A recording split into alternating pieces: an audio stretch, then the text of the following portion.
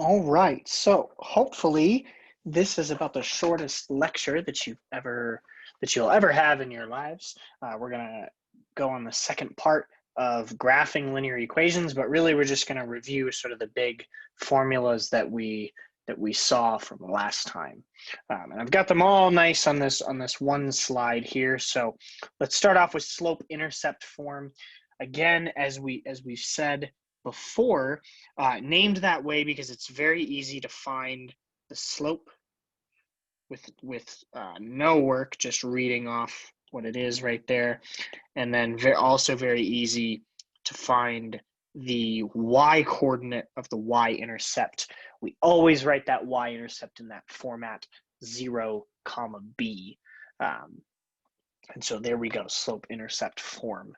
And then we've got point-slope form, which again, I think is more useful. I think it's a little bit less specific. Slope-intercept form, you have to have the y-intercept in order to write a line down that way. But here in this point-slope format, you don't have to have a specific point like the y-intercept.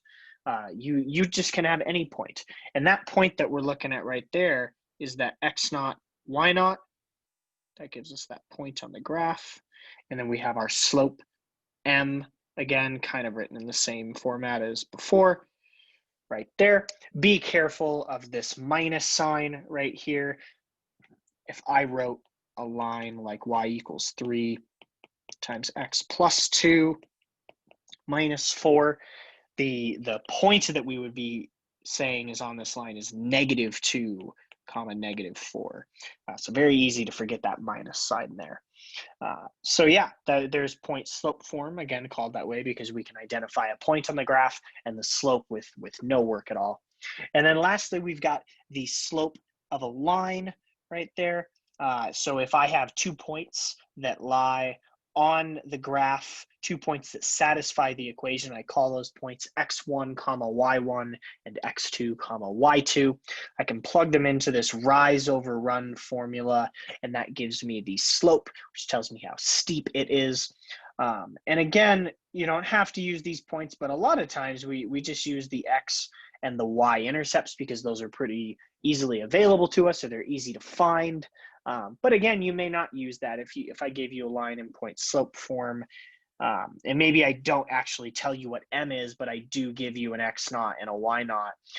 You already have 1 point on the graph, so maybe you could find another, and then you'd be on your way. And so that's actually going to be it. Just a recap here, and we'll get some more practice on worksheets.